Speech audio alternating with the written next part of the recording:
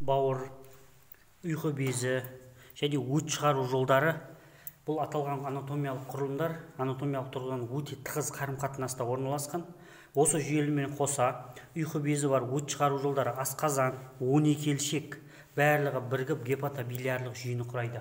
Гепатобилиарлық жүйе бұл өт жасауда, өттің өтуін және олармен байланысты туындайтын патологиялар түсінуде, олардың анатомиясын, өзара қарым-қатынасын білу практикалық маңызды және құнды болып табылады. Сонымен бауыр хепар ас қорыту жүйесінің ең ірі безі болып табылады. Ол іш қуысының жоғарғы қабатында, жоғарғы этажында, көп бөлігі оның оң жақ жартысында, тек аз бөлігі орта сызықтан сол жақ жартысына қарай өтіп орналасқан ірі без болып табылады. Ол сыртқы құрылысы бойынша оның жоғарғы алдыңғы беті ең үлкен, ол диафрагмамен жанасатындықтан көкетпен фацис диафрагматика деп айтылады. Ал төменгі беті ол ішкі мүшелерге қараған, сондықтан төменгі бетін фацис висцералис дейді. Екі бетін алдыңғы төменгі жиегі арқылы бөлінген, өте сүйір келеді, марго инфериор, және артқы жиегі немесе жоғарғы жиегі ол доғал келген. Көкеттен осы бауырдың көкеттік бетіне қарай париеталды ішперденің өтуі кезінде түзілетін орақ тәрізді байлам лигаментум фальсиформис бауырды екі үлеске бөледі.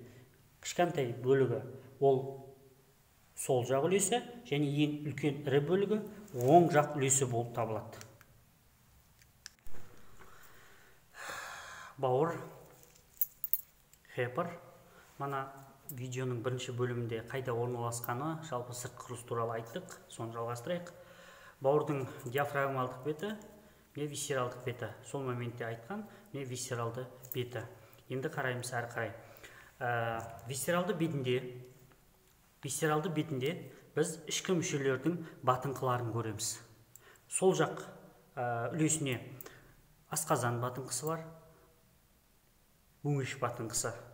Ал оң жақ үлесінде оң жақ бүйректің жоғарғы ұшы, жоғарғы жағында орналасқан оң жақ бүйрек үсті безі, 12 елшек батыңқысы және тоқшектің батыңқыларын көруге болады. Енді бауырдың висцералды бетінің құрылысы өте күрделі. Міне мынау сол жақ үлесі, міне оң жақ үлесі.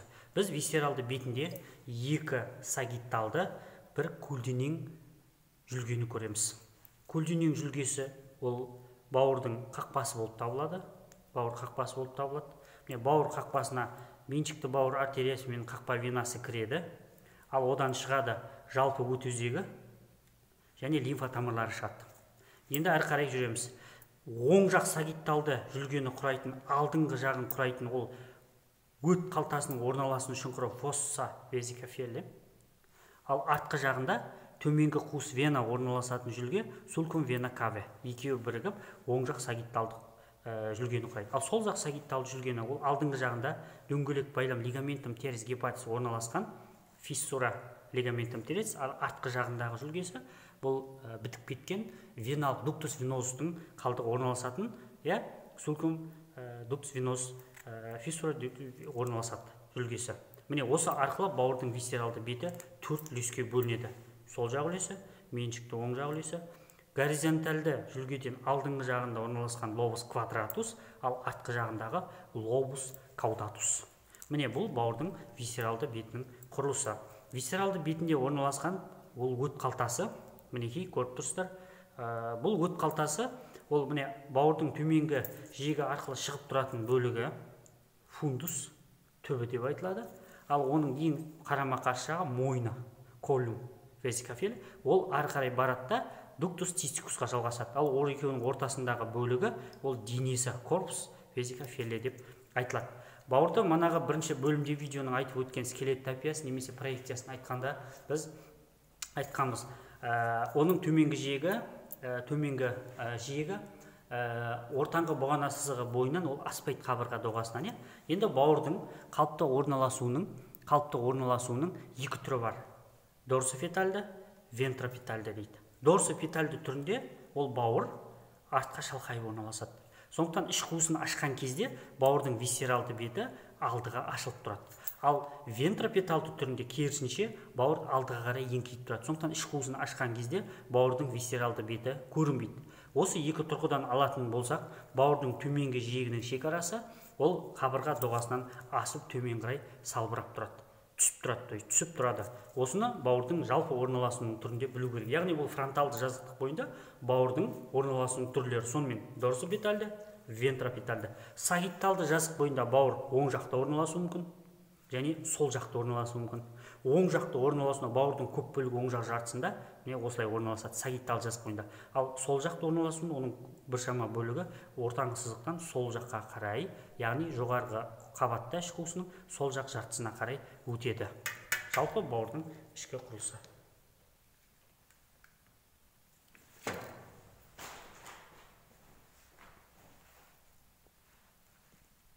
Бауырдың тұлғаның бетіне проекциясын талдайтын болсақ, оның оң жақ үлесінің жоғарғы нүктесі оң жақ бұғана орта сызығы бойынша 4-ші қабырға аралыққа сәйкес келеді. Және осы сызық бойынша бауырдың төменгі нүктесі қабырға доғасынан аспайды. Оң жақтағы алдыңғы қолтық сызығы бойынша бауырдың төменгі нүктесі 10-ші қабырғаның шеміршегіне сәйкес келеді. Ал сол жақ үлесінің жоғарғы нүктесі сол жақтағы төс маңы сызығы бойынша 5-ші қабырғалыққа сәйкес келеді. Және осы қабырға аралықта төс маңы сызығы мен ортаңғы бұғана орта сызығы бойының аралығында оның жоғарғы беті төменгі бетіне ауысады. Ал ортаңғы сызық бойынша бауырдың төменгі нүктесі семсер тәрізді өсінді мен кіндіктің ортасын бөлетін нүктеге сәйкес келеді. Осы аталған нүктелерді қосатын болсақ, біз бауырдың проекциясын алатын боламыз. Алдыңғы видеоларда атап өткендей, бауыр екі үлестен тұрады дедік, оң жақ және сол жақ. Сонымен қатар бауырда екі үлесті ажыраттық, секторға бөлінеді, 5 секторда ажыратамыз және 8 сегментті ажыратамыз.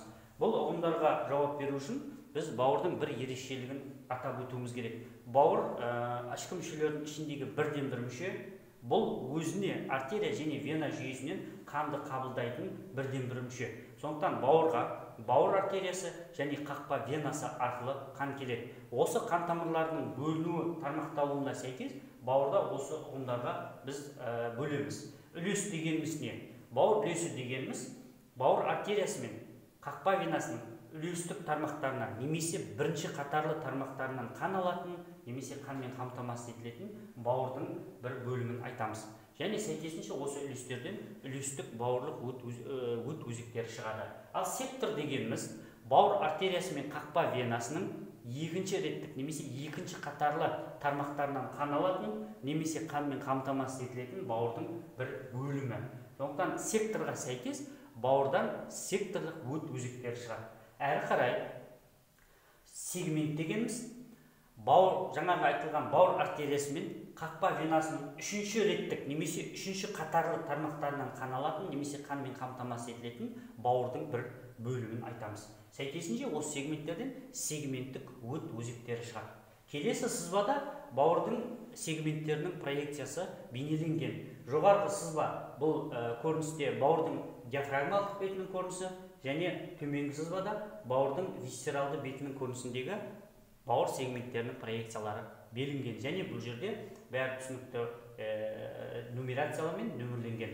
Бұл жерде диафрагмалық беттен қарайтын болсақ, бірінші сегмент көрінбейді, проекцияланбай тұр, себебі ол төртінші сегменттің астында, артқы жағында дәлірек айтсақ, висцералды бетінен байқауға болады. Бұл құйрықты үлеске сәйкес келеді екен. Бауырдың сыртқы құрылысы глистин капсуласымен жабылып тұрады. Біз алдыңғы видеоларда айтқанбыз, енді біз бүгін бауырдың ішкі құрылысына талдайық. Глистин капсуласы бауыр қақпасы арқылы енгеннен кейін бұл бауырды ұсақ призма пішінді үлесшелерге бөледі. Бұл үлесшелер өте ұсақ, диаметрі 1,5 мм-ді құрайды. Жалпы бауырда ересек адамдарда 500 мыңға дейінгі үлесшелер болады. Бұл үлесшелер әрбір сегменттің ішінде болады екен. Енді бауыр қақпасына біз алдыңғы видеода айттық, артерия және вена жүйесі арқылы қан келеді дедік. Енді мына жерде сегменттік артериялар мен веналарды алайық. Әрбір сегменттік артериялар, веналар сегмент ішіне енгеннен кейін артерия et вена интерлобулярис, яғни үлесшелердің аралық артериялар мен веналарға бөлінеді. Олар үлесшелердің маңында артерияда, венада артерия, вена перилобуляристерді береді. Сөйтеді де, әрбір артериялар, веналардан бөлінген осы үлесші маймыл артерия веналар қоршап қосылып, әрбір үлесшені шеңбер тәрізді қоршап тұрады екен. Осы үлесші маймылық артериялар мен веналардан енді үлесшенің ішіне қан тамырлары кіреді. Веналардан синусоидты капилляр кіреді, артериялардан үлесші ішілік гемокапиллярлар кіреді. Осылар бауыр трабекулаларының арасымен орталығына барады, вена централиске барып құяды. Екеуі қосылып құяды екен. Әрі қарай вена централис әрбір үлесшеден шығады да вена сублобуляриске құяды. Вена сублобулярис бұл жинақтаушы веналар болып табылады. Әрі қарай вена сублобулярис вена гепатикаға бауыр венасына сөйтеді, бауырдан шығады да бауырдың тыс жатқан төменгі қуыс венаға құяды. Сөйтіп, бауырдың ішіндегі қан тамырларының жолы осылай екен. Енді бір үлесшенің ішіндегі бір бауырдың бөлімін қарайтын болсақ, біз келесі құрылыстарды көретін боламыз. Бұл жерде гепатоциттер ретсіз орналасқан екі қатарлы орналасады екен. Сөйтеді, бұлар бауыр трабекулаларын құрайды. Мынау бір бауыр трабекуласы, екі бауыр трабекуласы, сөйтіп бауыр трабекулалар кете береді. Енді екі қатарлы орналасқандықтан бауыр трабекуларының осы бауыр гепатоциттерінің арасында өт капиллярлары болады. Өт капиллярлары болады. Және әрі қарай өт капиллярлары холангиолалар арқылы үлесшеден шығады да, әрі қарай дуктули перилобуляриске құяды. Сөйтеді, әрі қарай ол артерия мен венаның ізін қайталап, бауырдан өт өзектері шығады.